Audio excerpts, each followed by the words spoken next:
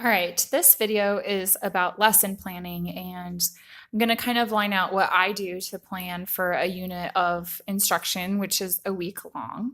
So, first of all, I'm going to kind of show you what our book gives us. So, we have a teacher's book, which I'll show you the front here.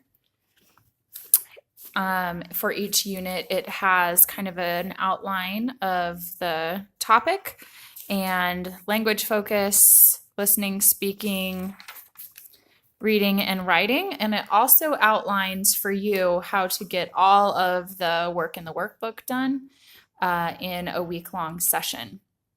As you can see, this is laid out for 5 days. You probably won't have 5 days or 5 classes to get them done. So I'll kind of show you some tips that I use. Along with that, it has tons of different activities for each period of ways that you can use the material or additional resources to teach the content. So see, there is just all kinds of things in here to help you. All right. Along with the teacher's manual, I'm going to show you kind of what is in the book. So this is the student book. And this is the unit I'm going to show you is on school subjects. This is for 5th grade. So the first section is Look and Say. It has just kind of a conversation between some students. And then it lines out the vocabulary, kind of some of the vocabulary conversational points that you need to teach. And again, these model the language focus. Another Say and Act. It's kind of extends the vocabulary to cover a different language focus. And each unit has a little poem. It covers some of the International Phonetic Alphabet sounds. And then they all end with a reading story. Now, for each of these sections in the student book, there is an interactive part on the DVD that comes with the curriculum. And so I will include a different video on what's in the DVD. So you can kind of see how it works together in ways that you can use them in class. So along with the teacher's book and the student book, there is a student workbook. So this is kind of the work that needs to be done. So the first section is always a listening section. So like you can see, there's a listening and match one. So for this one, I would say, okay, number 1, Carol has Chinese at 10:55. And so they would need to match Carol to 10:55 to Chinese. And then the listen and choose. I actually started just doing sign language with this. So I would say number 1, 5, and they would all show me C. It was a little bit easier than having them write down, and they always cheated on it. So there's listen and complete. So you would say what they have at what time, and they would listen and they would write in the answers. Think and say. So this is the timetable. Read and write. This is kind of the beginning part. And look and complete.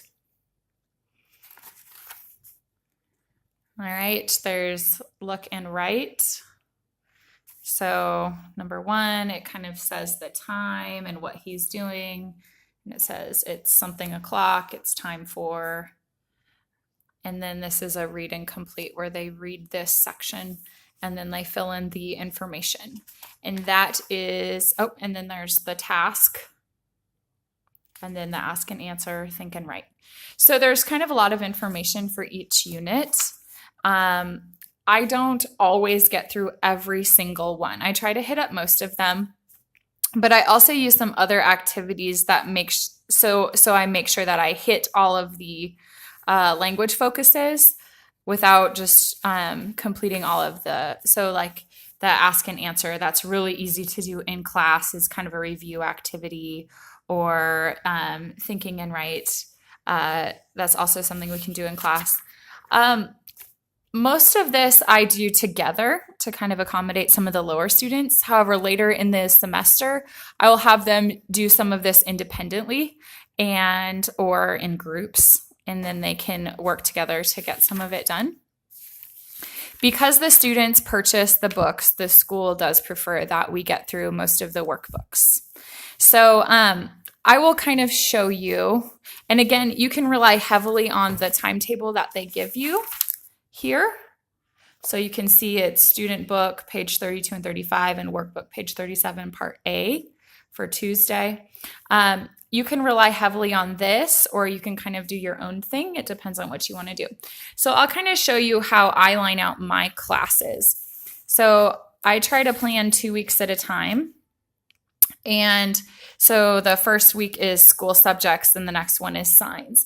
Now, I always think of each day, instead of one massive English lesson, I try to break it up into 3 or 4 sub lessons.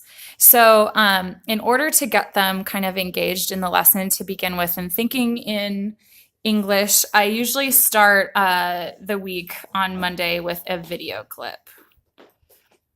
Now, this can be, there's Pink Fong, nursery rhymes, or there are some fairy tales. There's also Pixar short clips, and we just we watch these and then use extension language to have different activities regarding the video. And I can share those with you a little bit later, but I find that's a fun way to get them engaged. On Tuesday, I usually do songs that are ESL. So these ones have different language focuses. I can use them to introduce lessons that are coming up, or I can do review ones. There's a huge library of ESL songs that are available. On Wednesday, I usually play a review game to begin, kind of get them engaged.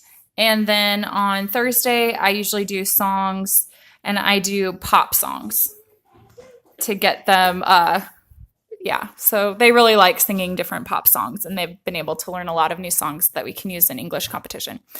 I also, so then on Mondays, I'll kind of introduce the lesson, and I'll work through the first sections. So we'll watch the video for this, and we'll talk about it a little bit too, learn the vocabulary, work on some of the ask and answer.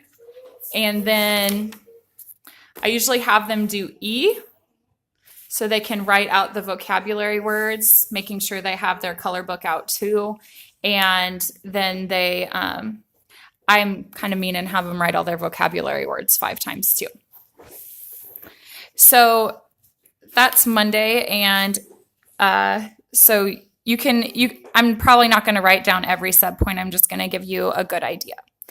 So on Tuesday, after we do the songs, I'll review the new vocabulary.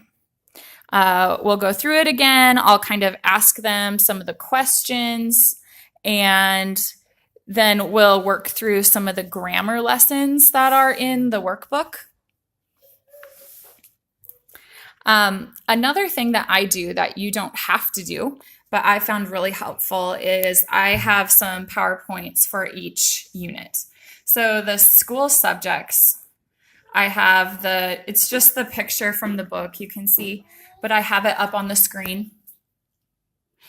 And then I also outline the major language components, and I have it in Chinese so they can understand what the components are. And then I'll use this for different activities, and I'll use this for lots of review activities. And actually this is the slide that's on my tests. And then I also have a conversation that this is kind of the last day. I can write it in for you. So I have the conversation A, B. This has been really helpful. I have them, depending on their level, and the time in the semester, I will have them either just say it looking like the first week of school. I just have them say it and read it to me, and they can look at it. Then obviously from there we go to not looking at it. Then we have them doing it without. Sorry, had a bunch of kids running through my house. Then I'll have them change different elements of the conversation. Then I will not even give them the conversation, and I'll just say, okay, you need to have an A B conversation, and you need to use these words, or you need to talk about this. And it's a good way for them to use the information independently. On Wednesday, I usually do the reading activities. And again, on Tuesday, I usually focus on the grammar. And my lesson plans are usually a little more in-depth, but I just kind of wanted to give you some familiarity with what's going on in the book. Now, one thing I do encourage you to do is to focus on making sure that you have reading, writing, listening, and speaking in every day. So you have 40 minutes for each class. Try to make sure that you have elements of that. So like the video clip is listening, and then we'll do a speaking activity, and then introducing the lessons is reading, and then the workbook activities is writing. And so I've made sure that I've hit all of the language components in that day. One thing that I try to do if they get through the work that I have for them to do is we do a fun game in the last 5 minutes of class. And that's kind of a good way to use some classroom management strategies and having them work hard and get some things done in class. And then they know that if they're done and there's some time left, then we can play a game in class together. And that's kind of a fun way to end the day. So we'll have lots more conversations about this, but I just wanted to have you get a little bit familiar with the material that we use and some of the things that I do to teach. So thank you.